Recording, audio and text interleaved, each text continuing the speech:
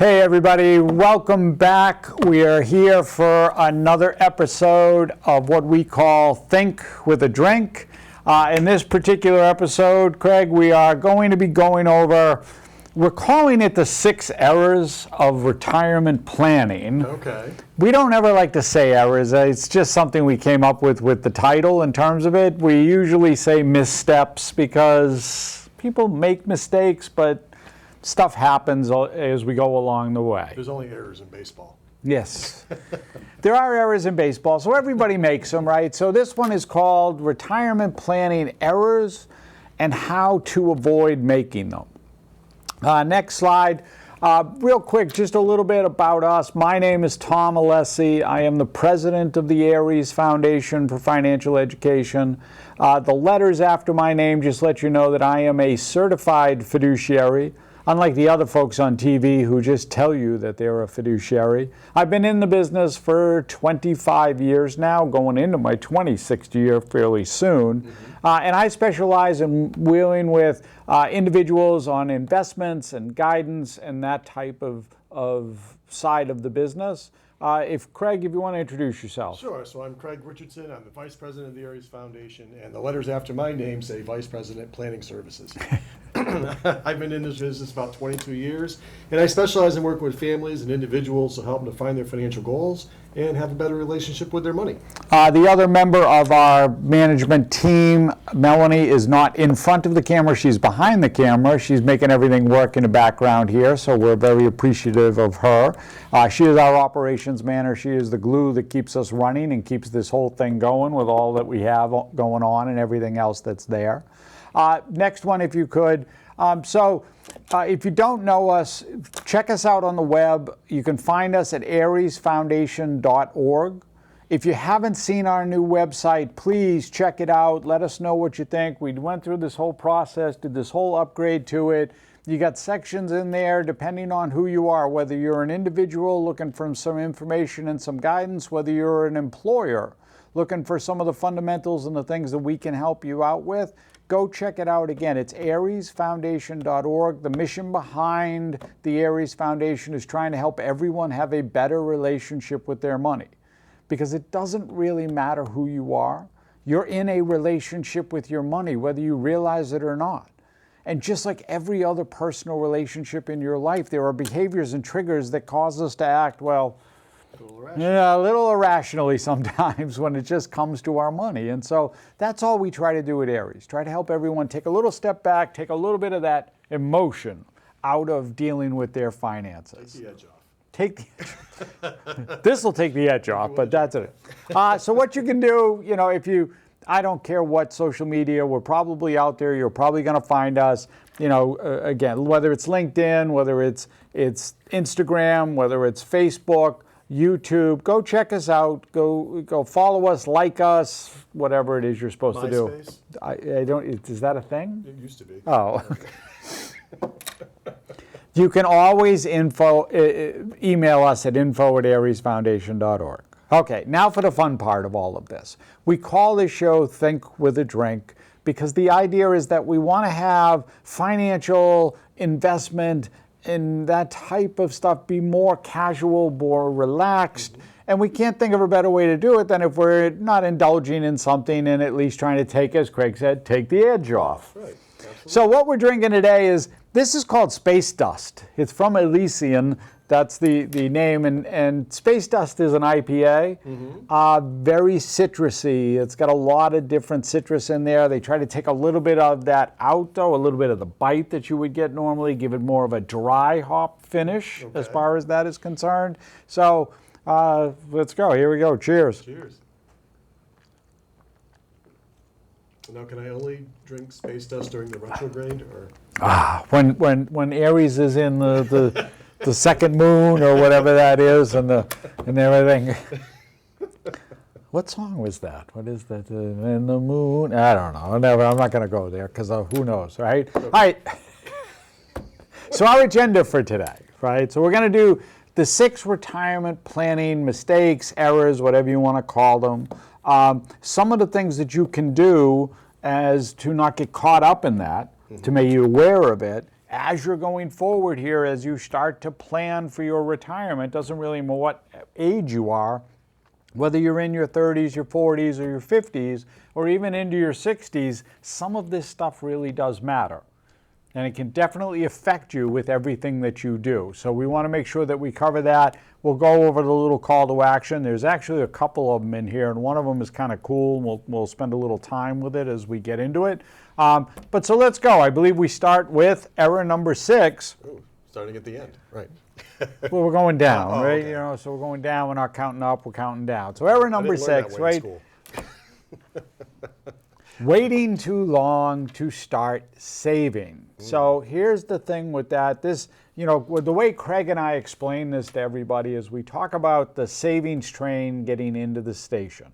And the idea and the concept there is that, hey, I'm in my 20s, you know, I've got student debt. I want to get that paid off. So I'm going to deal with that first, then I'll start saving for it. Right. Then I'm in my late 20s, early 30s, and maybe it's, hey, I want to start saving for down payment on a home. And then it's having a family, and then this thing and that thing, and next thing you know, you're in your 50s and you haven't started to save yet. Terrible. And that's what happens. So, and if you could go to the next slide for us, thank you. So this just talks about the high cost of waiting. And essentially this just showing you that if you were putting away $100 a month and earning 6% on your money Right. as you invest, the different amounts that you would have if you started at age 25 versus 26 versus 35 versus 45, and you can see the numbers, and the numbers are exponential. It's that whole compounding that goes on in terms of what happens with everything. Right, because it's not just the fact that you're putting money in for a longer period of time, which does help, but you're getting your money to do what we talk about all the time, which is work for you, right? So Right. a lot of that is interest. And that interest compounds. And really, you don't see that major effect of that compounding until much later on, right? So it's not something you're going to see like in the first 3 years or 5 years. Right, because you're putting mostly your own principal in. Yes. Yep. And so what you're going to find is that, and it's very difficult. This is why it's the savings train doesn't get into the station, because people look at it and say, well, wait, I'm not getting that much more. It's not building up dramatically for me. That's why all the old vampires are wealthy, because they live a few hundred years. They got time on their They side. live forever in terms of dealing with that, of course. So the idea there is if you can try to start as early as possible. So if you're listening to this, you're in your 30s, start now. If you're in your 40s, you haven't started, start now. I mean, the whole idea is it's just get in, because you can never get the time back. Not yet. Not yet. Haven't gotten there yet. Talk to Elon about that. He'll try. Error number 5 as we are going down, right? This is more of a, as you would get later into our retirement, but what happens is a lot of people end up taking Social Security early. And there are a various number of reasons that that's a problem when you deal with Social Security if you're taking it early, but the main one is it's a penalty. It's a reduction in your benefit amount, and that reduction in your benefit amount is locked in. That stays with you forever. Well, until you die. Yes. Well, yeah, until you no longer have the benefit in terms of dealing with that. But the idea is, if my full retirement age for somebody who was born after 1960 is 67, Right. and I take it at 62, it's a 30% reduction in my benefit amount. Eesh. Now, there's a certain point in time, and the next slide when we get to it, we'll talk about that break-even point that comes up, right, in terms of dealing with it. But the concept there is that if I take it early, and there's a certain amount of time out in the future, if you just think of this as like I'm pouring beer into my glass, Okay. all right? And this is, my glass is the age 62 glass, and your glass is the age 67 glass. Okay. Your glass will have more in it at a certain point. It's like 13 years, if you can see Right. the screen out there, where it connects. Will have more in it than mine will at that point. Right. And so the conversation becomes for most people is, all right, this really doesn't make sense if I know I have longevity in my family. If I'm going to live a long time, why would I give up the money early? Why would I do, the better play is to delay. Right. because the money's going to be around longer. Right, if you can. And that's Yeah. the whole point, right? If you've saved adequately and you have other funds that you can rely on to get you to that bridge, and your health is good enough where you can work to full retirement age, well, then you have that option. If you don't, a lot of people maybe they can't work. Disability, something else comes up, taking care of grandkids, kids, who knows? Maybe there isn't a lot of longevity in your family. Maybe the average age is, 70, 72. And so you're never going to get past the break-even point. So what's the point? So there's just lots of reasons why people might make individual decisions, but what's important is to understand how that decision affects you over time. Right. The other is that depending on your spouse situation, right, if you delay, the longer you delay, the higher your benefit amount is. Your spouse, depending on their working situation, is entitled to the greater of either their working number Right. or half of yours. Right. So you may be the number one breadwinner in your family, and your spouse may work part-time outside the family, or Right. maybe just works inside the home. So the longer you delay, the more the benefit is, the more the benefit that your spouse is also going to get, because you're going to get 50% of that. For both of you, right? Yeah. So there's the other combination in it to be thinking of. There are other ramifications that go along with it, but you just want to be sure, because a lot of people just say, hey, I became eligible, I'm taking it now, Right. Well, it's without like- thinking about I it. think it's free money. It's free money. Right. There is also, though, however, a penalty if you are still working and you're under full retirement age, that the government will take back some of that benefit.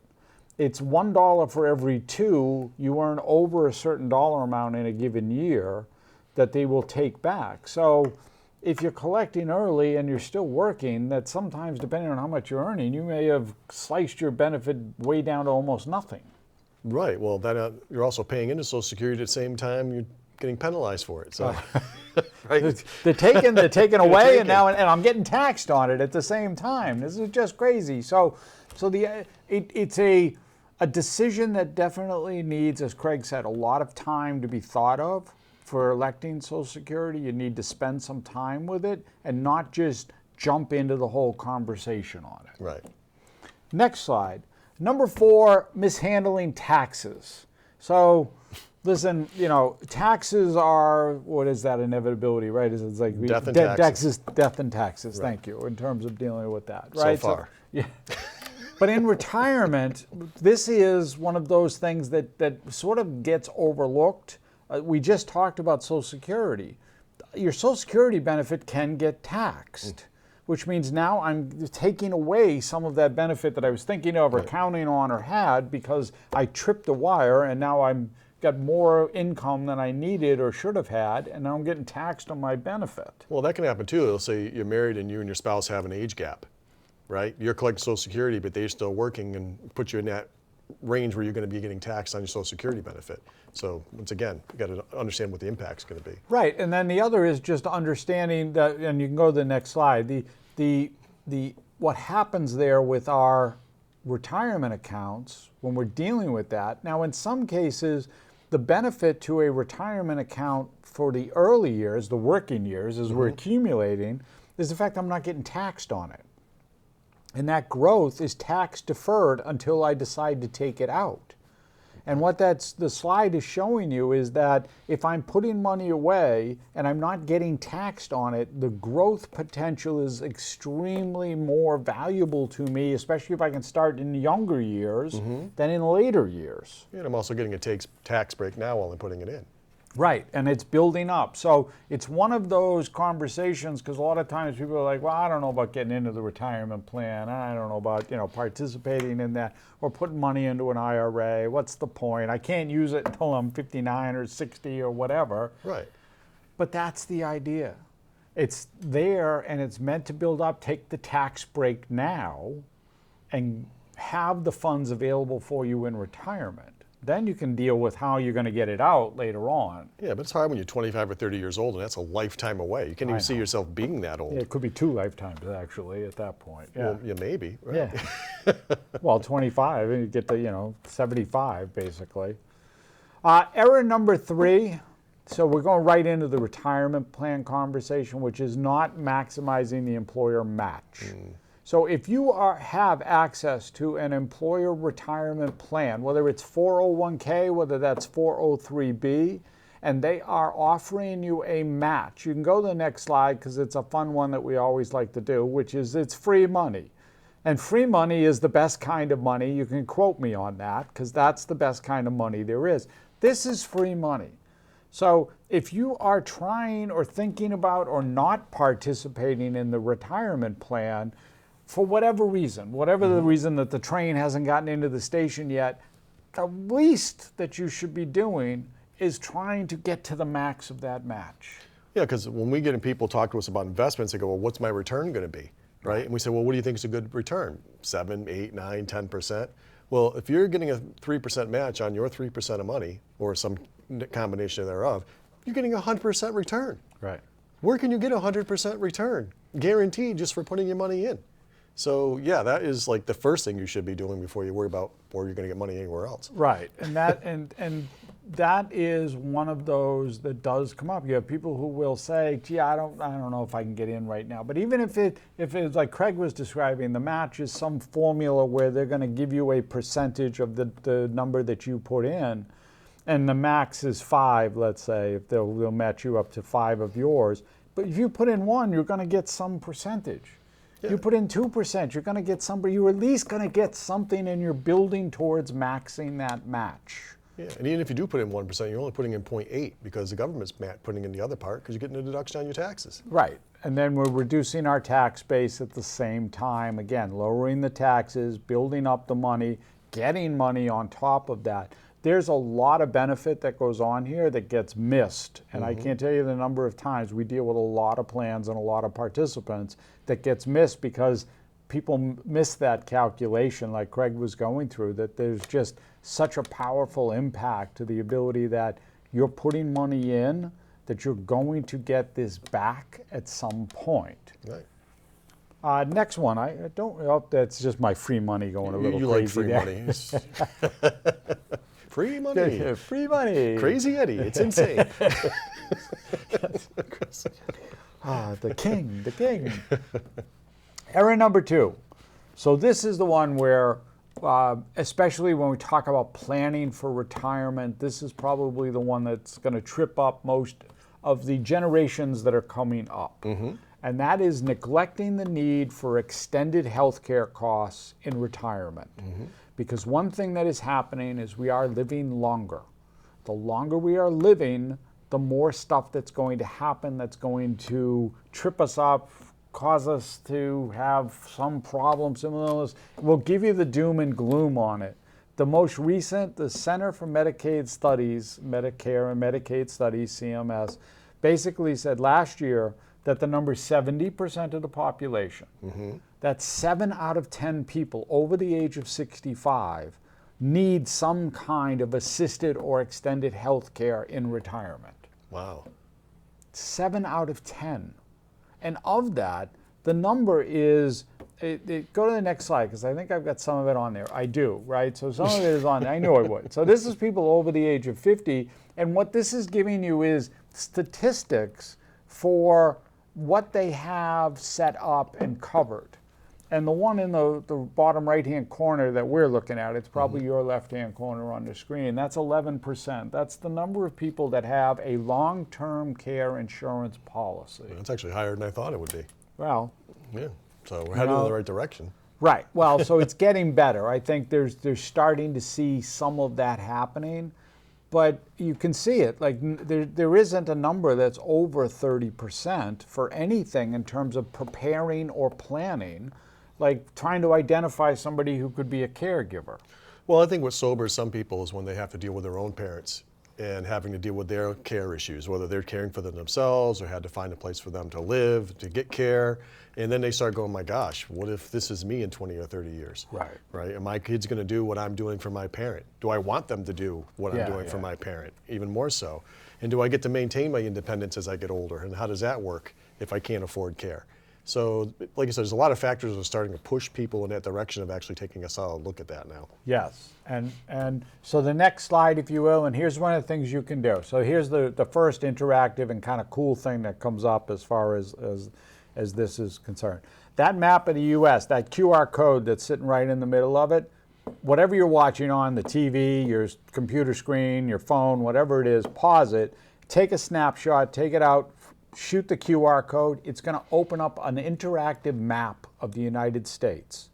That's going to have every single state in it, and you're going to be able to click on any one of the states, and it's going to tell you up to the minute, up to the date, what the cost of long-term care is in each of those states. It'll also drill it down into metro regions because some areas are more expensive than others. But this is one of those, not only, hey, where we're living today, this is what it's going to cost me probably for care. Right. But as I go later and think about, well, where do I want to retire? If I've got some specific area I've been thinking about, something I've been looking for or wanting to go to, I should have an idea of what it's going to cost me, because more than likely, if I'm married, one of us is going to need some kind of care. Yeah. Like Fairbanks, Alaska, maybe. I see that's in the bottom there. Alaska will tell you if you want to go. God bless him. He wants to go to Alaska. I don't know that any of your family will go No, I'll visit you probably be in there by Alaska. myself on a sheet of ice, but that's okay. It just push me out. Chewing some into it. leather, yes. Yes, push me out into the water. But so that's sort of the idea and the concept with that. I think you have to go back one screen in terms of what you did there. Maybe did I do that? I must have know what done you that. did. Yeah, no, it's okay. I went backwards on it. It's all right. The system's not set up properly. We just want to make sure you're all awake out there. That's Yeah, all. yeah, no, it's all right. So again, just want to hold, if you want to bring that up one more time, just so it's on the screen for everybody, just so they have that QR code and can shoot that would be appreciated. Because I think this is one of those things that really gets the ability to look at and get that number that like you were talking about, like hey, Nana went through this or my mom went through this. What's it going to mean for me to go through it? And will that QR code work with my Jitterbug phone? I don't know No. about that. Probably not. Okay. All right, so the next one, and I think it's go one more because I think it's probably in reverse order. One more slide, please. Scratch that, reverse it. Okay. No, Hey. never mind. Stick where you're at. Go back. Ha! See, it's error number one. I don't know what I did. I must have just blocked it out. That's okay. But this is taking too much risk as you're in your older years. So now this is more targeted, Craig, towards people who are in their late 50s and early 60s. These are catch-up. I didn't let the savings train get into the station. Now I'm like, oh, I got to make up time, so I'm going to be too aggressive with my savings, with my portfolio. Right. And so I'm going to try, this is, what's the adage? Pushing all in, right? That's Push all the my chips in? That's Yeah. the poker adage, right? Like It's all on black? yeah. I'm going to take all this risk because I got to make up the time. I'm so behind. And the problem with that is it inevitably is going to backfire. The visual on the screen is basically this roller coaster ride, and that roller coaster ride is literally how every market goes. The markets all start with optimism. They build on excitement. We peak in euphoria, and then the ride goes down from there. Anxiety, denial, fear, depression, blah, blah, blah, until we finally sell out at the bottom and then say, oh, wait, things are starting to look good again. I'm going to start going back in. And so it's really about finding and fundamentally figuring out what your risk level is. I understand you're trying to catch up. You've got to get more time back. You've got to do more. But the reality there is if we take too much risk, we're going to feel and have it just like we won't stay with that track. Well, the other problem is, solving for retirement isn't a singularity. It's not a one event, right? Because you're constantly going to be retired nowadays, almost 30 years potentially. If you're a married spouse, there's a 50% chance one of you will live to be in your 90s, right? So you're not looking to, okay, I got to have a peak event at 65 and everything's got to be in place. But what you do have to do is have a plan. Because if you're trying to play catch up, you got to do one of two things. You either got to take more risk, like you were saying, right, or you got to push more chips in, right? How much more can I put away to help me solve my retirement problem? Or come up with some other way of making sure you can make what you have last. So it's really important, if you are feeling behind, to really talk to somebody and how do I make the most out of the time and money that I have? Right. And so really the idea there is just trying to make sure you've got some sort of a plan in place, get some sort of a look, I got an understanding, I'm trying to plan for this thing, I want to make it happen, but the problem for most people is they don't have all of the boxes looked at. They're like, oh, I'm just putting money away, but they're not really thinking about how they're putting it away, where they're putting away, what's happening to it, or they're not putting away at all.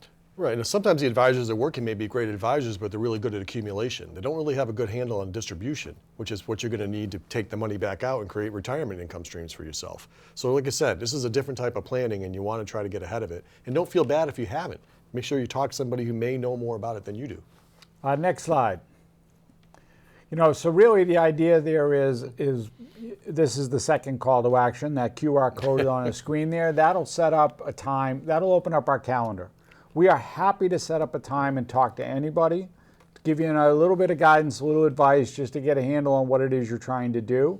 The adage, like Craig was just saying, you really can't get a second opinion from the person who set up your plan, because they set the plan up. So it's going to be like, that's how we want it to go. And sometimes it does help to have that second set of eyes, that other, whatever you want to call it, look at it, overview of it, just to make sure that it's doing what it's supposed to do, that you're on track for where you want to be. Next slide. And really this for us is just about where, we're gonna wrap this all up for you, which is, again, go check out the website. It's ariesfoundation.org. To contact us if you want to reach out that way. But check out the website. We're kind of happy with it. We'd love to get feedback from you.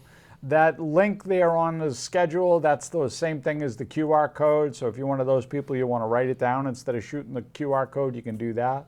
Always feel free to reach out to us, info@ariesfoundation.org. We're happy to answer an email. And like I said, whatever social media you might use, check us out on our YouTube channel. You can check us out our channel here on New TV as well. And that's everything that we got for you. And we want to say, Skål.